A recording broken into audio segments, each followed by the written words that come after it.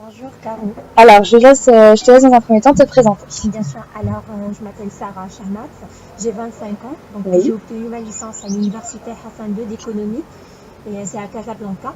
Et actuellement je suis en M1, c'est un master que je prépare à STAT, c'est en marketing relations clients. Voilà. D'accord. Et actuellement je suis chef de publicité à Ouazzara, Ok. et j'habite à Tadart, Californie, à Casablanca. De Casa, d'accord. Et donc tous les matins, tu viens comment au travail?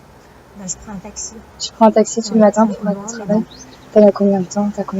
J'ai 15 minutes, 15 à 20 minutes. En taxi? Ouais. Et le retour? Je te dis pas, surtout avec les embouteillages, donc j'en ai pour 30 minutes. 30 minutes au retour? Ah ouais, alors que 15 minutes à l'aller? Ouais. C'est limite quand même, hein. Ok, donc tu coupes tes études, donc tu les fais par correspondance, c'est ça? Ouais, exactement. Et donc Le le week-end, Ouais. donc tu vas en train. Ouais, C'est parce normal. qu'en fait, je l'ai fait à Stans. Ouais. Et heureusement, j'ai la chance qu'on a une maison secondaire là-bas, donc on part chaque vendredi soir. Et Ok. je reviens dimanche. Et tu pars avec ta famille ou tu pars toute seule? Bah, si je pars toute seule, je prends le train. Donc, Ouais. ça reste toujours samedi et dimanche. Bah, sinon, si je pars bien sûr avec mes parents, c'est en voiture.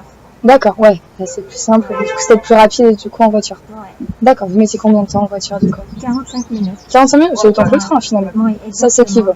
Ok, d'accord, pas de souci. Alors, ce que je vais te demander aujourd'hui, donc, c'est dans un premier temps d'associer 5 mots à la France. D'accord.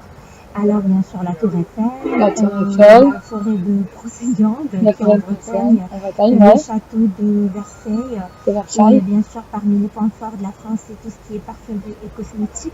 parfumerie, cosmétique. Très intéressée par Est-ce que rapport tu as à ça. des marques un petit peu de parfumerie, de cosmétique Bah oui, en que tu fait, connais françaises? tout ce qui est parfum. Ouais. Donc, la dernière fois, elle m'a tous, alors, la vie est belle. La vie est belle, ouais. Voilà,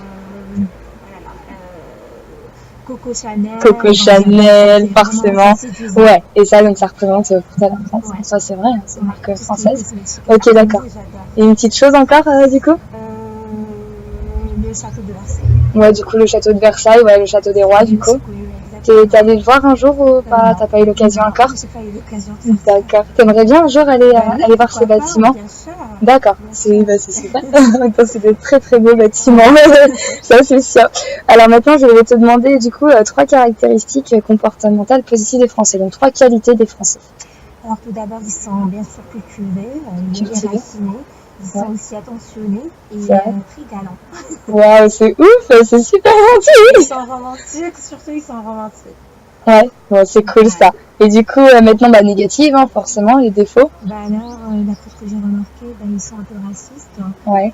et un peu nerveux. Mais bon, la plupart, tout le monde est nerveux. Ouais, mais c'est vrai que les Français sont connus pour être très nerveux Voilà. et pressés, on va Voilà, dire. et un Ok. peu racistes. Et raciste, et une autre encore du coup, parce qu'on en a 2. Un peu arrogant. Arrogant, ouais. Ouais. On est moins que les Américains. Hein. Bien sûr. Alors, maintenant, ce que j'aimerais que tu me parles, donc c'est des points forts de ton pays, donc que ce soit au niveau culturel, économique ou politique. Voilà. D'accord. Alors bien sûr, tout d'abord, il y a le tourisme qui est bien sûr une source de loisirs pour une masse populaire. Le tourisme, Pour moi, le tourisme est devenu un secteur qui contribue favorablement et efficacement au développement du Maroc. D'accord. Alors comment? Qu'est-ce que tu as vu en tourisme qui a pu évoluer? Est-ce que c'est au niveau des hôtels? Est-ce que c'est au niveau des activités qu'on propose? Alors, Est-ce que c'est les deux? au niveau des hôtels. Les hôtels? Quand tu vas au Marrakech, Ouais. c'est une ville la plus touristique au Maroc. Alors, tu vois, la plupart, ils parlent des hôtels de Marrakech. Ouais. Tu vois, le contenu en global. D'accord. Ouais, parce qu'il commence peut-être au niveau de la qualité des hôtels, du coup. Exactement. Ok. La qualité, l'architecture, tout. Ouais, ça devient vraiment bien et adapté au tourisme, Exactement. du coup. Et Pour moi, le tourisme, c'est le point fort. c'est le point fort du Maroc. Ouais. Ok. Et toi, tu trouves que c'est un avantage, du coup? Bien sûr. Ok. Très beau, C'est super. C'est génial. Et donc, du coup, d'autres avantages alors de ton pays? Je dirais l'accentuation de la dépendance extérieure en céréales et une forte indépendance énergétique. Alors, au niveau des céréales, donc ça va être tout ce qui est lié à l'agriculture. Tout à fait. D'accord. Donc, tu trouves que l'agriculture au sein de ton pays, du coup, c'est un avantage? Exactement, surtout en céréales. Alors, est-ce que tu peux m'en parler un petit peu plus? Alors, du coup, est-ce que c'est au niveau des importations et des exportations, peut-être? Oui, plus ou moins. Ouais, voilà, parce que ça développe l'économie au final du pays, tout ça. Ouais, Ok. Et au deuxième point, c'était du coup, excuse-moi. c'est à l'énergie renouvelable. L'énergie renouvelable. Donc Ouais. ça, parce que c'est en train d'être mis en place dans ton pays, c'est pour ça. Exactement. Ça se met en place au Maroc, c'est génial. C'est ouf, ouais, mais c'est bien, ça gravit les étapes. Bah, j'ai vu les éoliennes, il y en a énormément, hein, c'est impressionnant. Hein. Ouais. Et il y a quoi d'autre encore alors du coup en énergie renouvelable que tu pourrais me citer peut-être En fait, tout ce que je sais, c'est qu'il y a une très forte dépendance au niveau, des énergies renouvelables. Donc ça, c'est bien mis en place au Maroc. Ouais. Finalement, c'est en train d'évoluer, ça c'est cool. C'est important hein, sur la planète. Très important. Ouais, c'est bien que le Maroc y fasse attention, je trouve ça génial.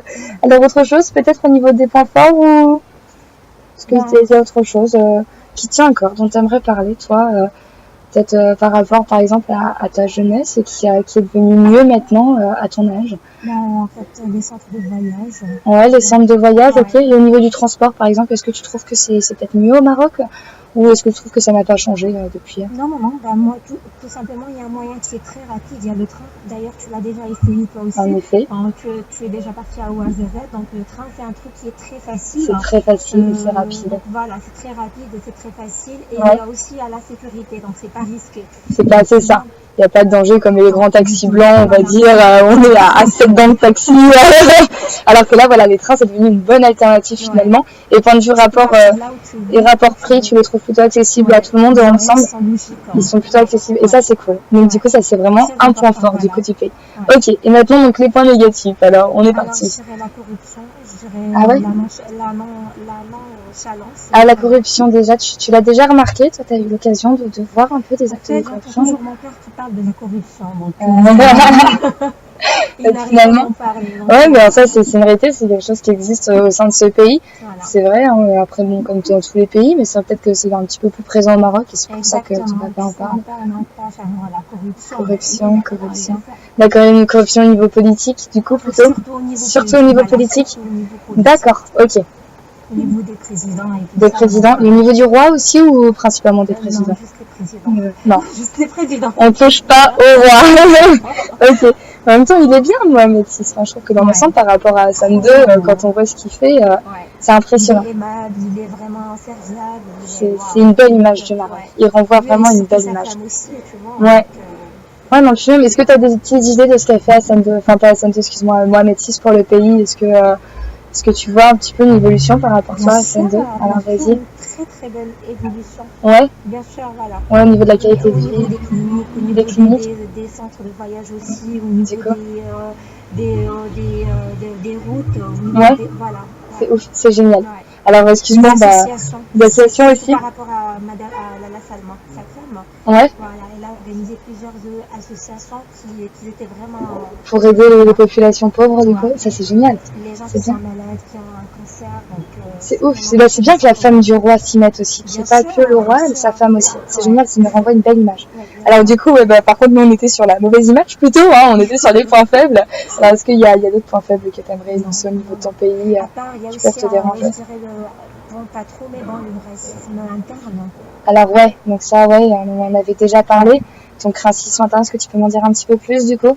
Par rapport, par exemple, comme au niveau des blancs et les noirs. Ouais, ça c'est gênant. C'est ça, les Marocains, arabes, voilà, ils peuvent toujours avoir certains actes de racisme. Ce qui est assez bizarre parce qu'en soi, les Marocains ne sont pas racistes envers les Français, par exemple, ou envers les Anglais, mais par contre... Et je remarque aussi le racisme au niveau des origines, par exemple un Fassi et un Berbère. Donc tu te dis, moi non, je ne vais pas fréquenter les gens qui sont berbères, je vais fréquenter que les Fassi. Bon, et on a des gens qui...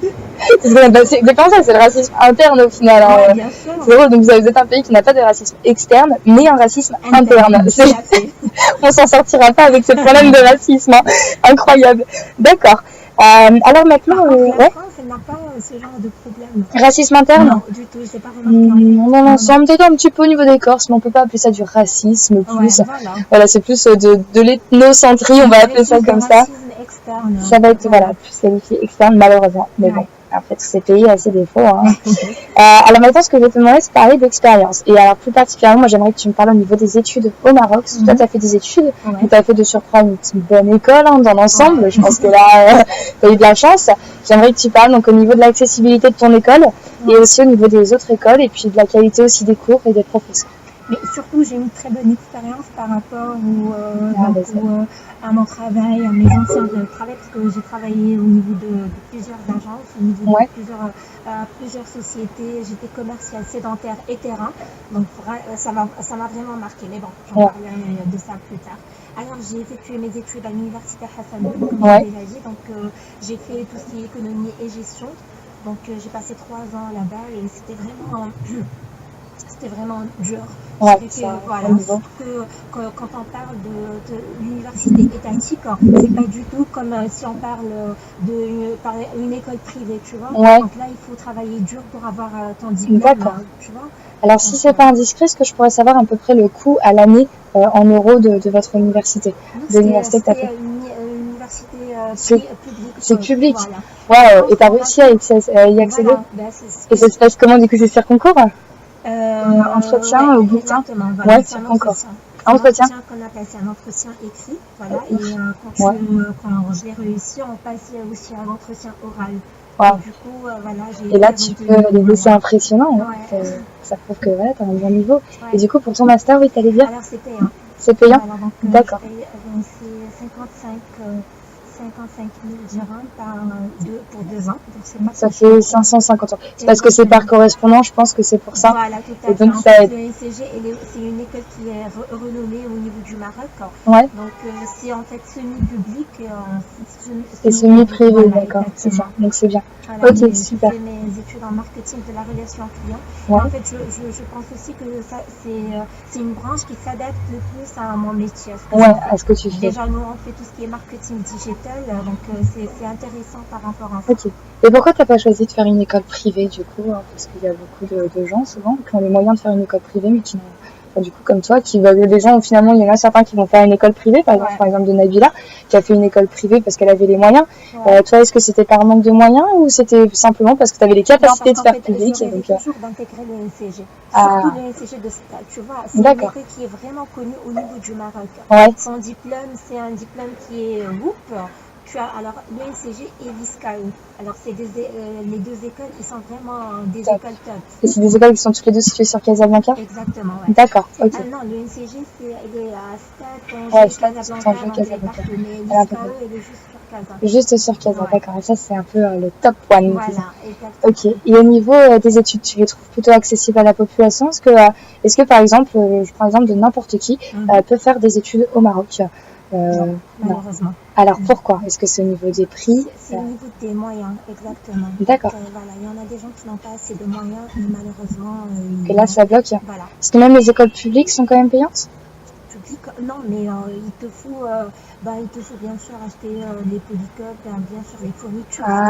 D'accord. Et aussi c'est là où ça va bloquer. Pour la navette, donc là il te faut des moyens au niveau du transport. Ah ouais, d'accord. Et c'est ça qui va finir par bloquer en fait au final. Ah ouais, c'est dommage. Moi je connaissais une nana qui elle était vraiment brillante. Ça a fait à l'université Hassan II. J'étais en 2e année en fac. Et malheureusement, il n'avait pas les moyens des moyens pour prendre le bus ou un grand taxi. Donc, elle n'a pas fini son année, malheureusement. Mince. Oui. Ah ouais, c'est embêtant ça. À cause des moyens au final. Donc, il y a peut-être un manque d'accessibilité au niveau des études. Et tu trouves qu'il y a un changement? Est-ce que tu trouves que c'est en évolution? Est-ce que ça va mieux? Ou malheureusement, c'est pas encore un problème qui est mis à jour au niveau de la politique? Ou est-ce que tu trouves que pas encore? Mince. C'est dommage. Je connais plusieurs gens qui sont, je dirais pas qu'ils sont intelligents, mais bon, par exemple, je connais un gars qui était avec moi, mais ses parents, ils étaient pauvres, mais lui, il faisait quoi? Donc, il faisait du centre d'appel pour les soirs, donc de 8h par exemple, de 18h à 22h, et voilà, il bossait pour payer ses études. Voilà, exactement. C'est intelligent de sa part. Ça montre de grands débrouillards, quoi. Exactement, il faisait de 8 ans. C'est génial. C'est vachement bien, mais c'est très important de faire ce genre de choses. Ok. Il est vraiment, tu vois, sérieux. Il veut, bien sûr, il a un objectif. Ok. Et tes cours, du coup, à l'école, ils sont en français? Bien sûr. En français, du coup. Ouais. T'as pas de cours en arabe ou en darija? J'ai un cours en anglais. En anglais? Plein en arabe. En langue étrangère, donc pas d'arabe et Non. pas de darija. Non. C'est quand même assez exceptionnel pour un pays du Maghreb. Bien sûr, non. C'est Juste en impressionnant. français et bien sûr, j'ai quelques cours en anglais. En anglais, du coup, ce qui est normal. Et voilà. D'accord. Est-ce que tu as des stages à faire au sein de tes études ou pas de stage? C'est une formation continue, donc c'est un D'accord. master professionnel. Ouais. C'est pour les gens qui travaillent. C'est ça. Pas de stage. Et au niveau de ta licence, tu avais des stages à faire? Oui, j'avais un stage pour fin d'études. C'était pour mon PFE. Et D'accord. j'ai effectué mon stage à la BNCE Banque. Ah, bien. C'était pour 3 mois. 3 mois, la Donc, BNCE. j'étais affectée au niveau de plusieurs services. Ouais. Donc j'étais affectée au niveau c'était pour la caisse, donc chargée d'appui commercial, mais aussi pour les chargés de clientèle. D'accord. Ouais. Voilà, c'était un stage d'observation. C'est bien. Ah, Ouais, c'est bien. parfait, voilà. Ok, super. Et bah écoute, merci beaucoup. Je sais pas si tu as autre chose que tu souhaiterais dire ou si dans l'ensemble c'est bon, t'as fait le tour. C'est super. Bah écoute, merci beaucoup. Hein, c'est génial. Et puis voilà.